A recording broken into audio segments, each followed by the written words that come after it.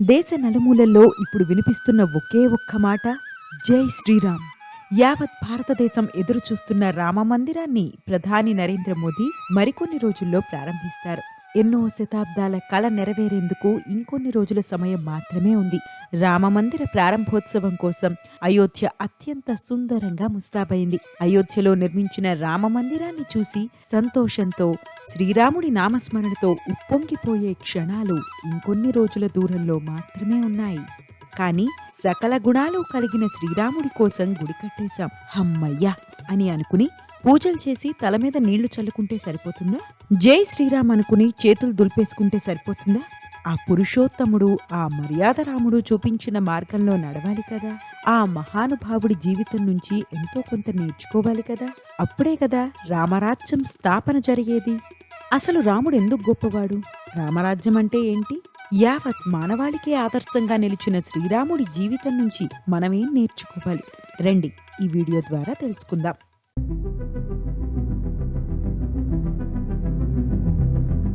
రామాయణం అంటే ఏంటి?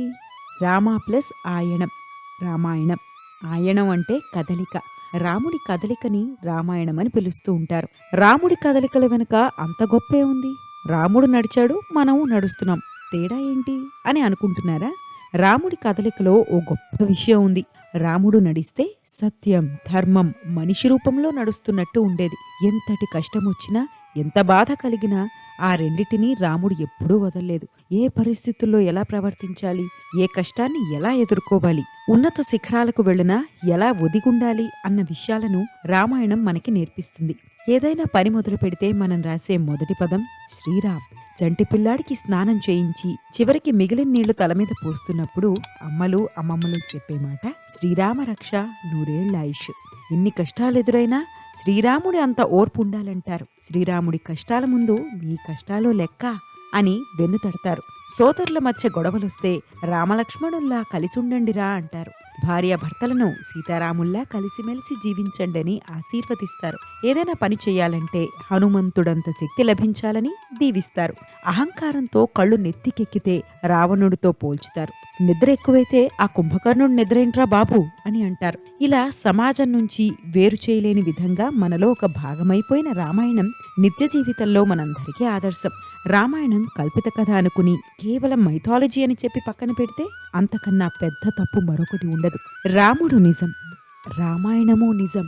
చిన్న కష్టం వస్తేనే అల్లాడిపోయే నేటి తరం రామాయణాన్ని, రాముడికున్న గుణాలను ఖచ్చితంగా తెలుసుకోవాలి. మనలో ఒక తెలియని పాజిటివిటీ పెరుగుతుంది. ఎంత కష్టం వచ్చినా విజయం సాధించవచ్చన్న నమ్మకం మనలో మెదులుతుంది. వాల్మీకి మహర్షి నారదుణ్ణి ఒక ప్రశ్న అడిగాడు. ఆ ప్రశ్నే రామాయణానికి మూలం. ఎటువంటి యుద్ధం వచ్చినా బెదరకుండా తనంత తాను ఒంటి చేత్తో పోరాడే వీరుడున్నాడా? ధర్మం తెలుసుకున్నవాడు, ధర్మాన్ని మాత్రమే అనుసరించేవాడు ఉన్నాడా? ఎన్ని కష్టాలొచ్చినా సత్యాన్ని మాత్రమే మాట్లాడేవాడున్నాడా? చిన్న సాయం చేస్తే జీవితాంతం గుర్తుపెట్టుకుని కృతజ్ఞతాభావంతో ఉండేవాడు ఉన్నాడా? మొదలుపెట్టిన పని భూకంపం వచ్చినా ఆపనివాడు ఉన్నాడా? సకల సద్గుణాలు కలిగినవాడు, అందరిలోనూ అత్యంత ఘనుడు, విద్యావంతుడు, శక్తివంతుడు, బుద్ధిమంతుడు, నోటి నుంచి సత్యం తప్ప ఇతర మాటలు పలకనివాడు, సాటిలేనివాడు, అత్యంత సౌందర్యవంతుడు, క్రోధానికి అసూయకు తలొగ్గనివాడు, కాని ఆగ్రహిస్తే దేవతలకు సైతం వెన్నులో వణుకు పుట్టించగలిగేవాడు, ముక్కోటి దేవతల ఆశీస్సులతో విరాజిల్లేవాడు ఎవరైనా ఉన్నాడా అని వాల్మీకి మహర్షి అడిగిన ప్రశ్నకు, ఉన్నాడయ్యా ఉన్నాడు. ధర్మం మాత్రమే తెలిసినవాడు, ధర్మాన్ని మాత్రమే అనుసరించేవాడు, వేదాలను క్షుణ్ణంగా ఎరిగినవాడు, సకల ఆయుధాలను ప్రయోగించడంలో శ్రేష్ఠుడు, యుద్ధరంగంలో వీరుడు, ధైర్యంలో హిమాలయ పర్వతం వంటివాడు, కోపంలో ప్రళయకారుడు, శాంతి స్వరూపుడు, శరణు కోరి వస్తే శత్రువులను కూడా ఆలింగనం చేసుకునే మహాత్ముడు, సంపదలో కుబేరుడు, సకల జ్ఞానం తెలిసినవాడు, ప్రజలకు ఆదర్శవంతుడు, ప్రజా సేవకుడు, ఇక్ష్వాకు వంశస్థుడు, దశరథ తనయుడు రామచంద్రుడున్నాడయ్యా అని జవాబిచ్చాడు నారద మహర్షి. ఒక్క మనిషిలో ఇన్ని గుణాలుంటాయా అని అడిగితే శ్రీరాముడంతటి వాడికి మాత్రమే ఉంటాయి. ఒక కుమారుడిగా, ఒక అన్నగా, ఒక భర్తగా, ఒక నాయకుడిగా, ఒక రాజుగా ఎలా ఉండాలో చేసి చూపించిన మనిషి శ్రీరాముడు. దాశరథి అని పిలిస్తే రాముడు పరవశించిపోయేవాడు. తన తండ్రిని గుర్తు చేసే విధంగా తన్ని పిలుస్తున్నారని ఉప్పొంగిపోయేవాడు. ఎంత కీర్తి సంపాదించుకున్నా, ఎంత ఎత్తుకెదిగినా తన తల్లిదండ్రులను మర్చిపోలేదు రాముడు. వారి పట్ల ఎప్పుడూ గౌరవభావంతోనే ఉండేవాడు. దశరథుడు మరణించాడని తెలిసినా మా నాన్న లేడు కదా, ఇక ఆయన మాటను పట్టుకుని నేనెందుకు వనవాసం చెయ్యాలి అని ఒక్క క్షణం కూడా ఆలోచించలేదు. తండ్రి ఇచ్చిన మాటను, తండ్రికి తానిచ్చిన మాటకు కట్టుబడి వనవాసాన్ని కొనసాగించిన వ్యక్తి రాముడు. కాని ఇప్పుడు తల్లిదండ్రుల పేరు చెబితే సిగ్గుపడేవారున్నారు. జీవితంలో ఎంతో కష్టపడి తనని అంతటి స్థాయికి తీసుకెళ్లిన తండ్రిని చూడ్డానికే బిడ్డకు టైం దొరకట్లేదు. వృద్ధాప్యం వచ్చేసరికి వేరే దిక్కులేక ఓల్డేజ్ హోంలో ఉండిపోతున్న తల్లిదండ్రులు ఎందరో. నాకు టైం లేదు, నాకు పెళ్ళాం పిల్లలున్నారంటూ వారిని కనీసం చూడనైనా చూడని బిడ్డలు ఇంకెందరో. శ్రీరాముడి గొప్పతనం ఏంటో తెలుసుకునేందుకు ఆయన 14 ఏళ్ల వనవాసానికి వెళ్లాల్సొచ్చిన సంఘటన ఒక్కటి చాలు. ఓ రోజు దశరథుడు రాముణ్ణి పిలిచి యువరాజ పట్టాభిషేకం చేస్తానని చెప్పాడు.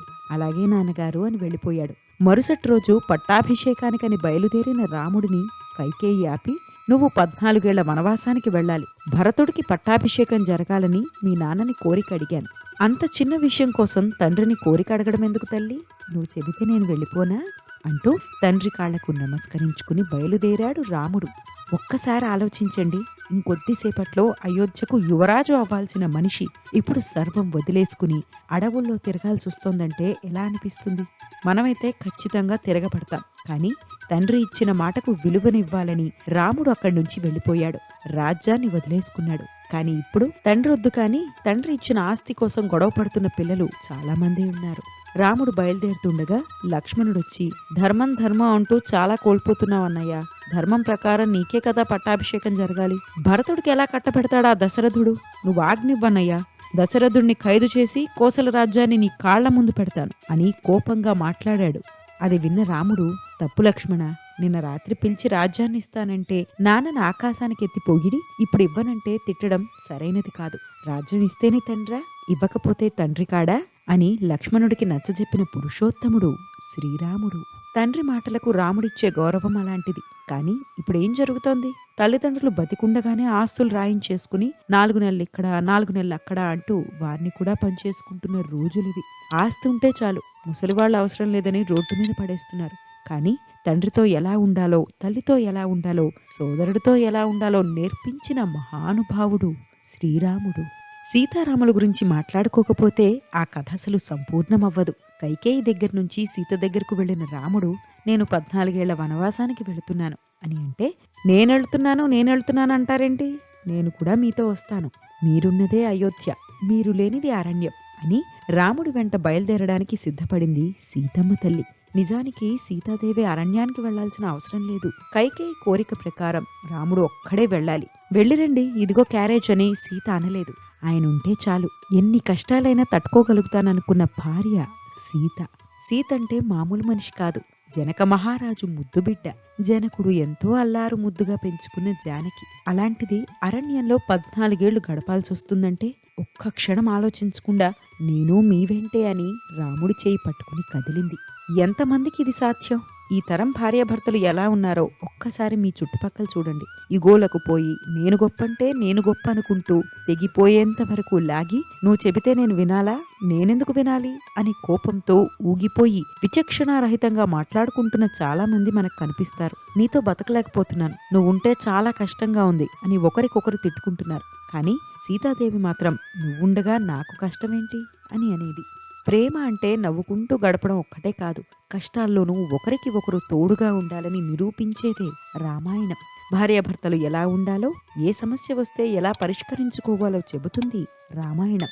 భార్యతో భర్త ఎలా ప్రవర్తించాలో చెప్పేందుకు రాముడి జీవితం నిదర్శనం. సీతను రావణాసురుడు ఎత్తుకెళ్ళిపోతే, మా నాన్నకి 3 భార్యలు, సీత లేకపోతే నేను ఇంకొకరిని చేసుకోలేనా ఏంటి అని అనుకోకుండా సీత కోసం కన్నీరు పెట్టుకుని ఎలాగైనా ఆమెను వెతకాలని రాత్రింబవళ్ళు శ్రమించి రావణాసురుడి గురించి తెలుసుకుని వానర సైన్యాన్ని వెంట పెట్టుకుని సముద్రం మీద రామసేతును నిర్మించి లంకకెళ్లి లంకాధీశుడితో యుద్ధం చేసి రావణాసురుడిని మట్టుబెట్టి తన భార్య సీతని తిరిగి తెచ్చుకున్న గొప్ప వీరుడు, గొప్ప నాయకుడు, గొప్ప భర్త శ్రీరామచంద్రుడు.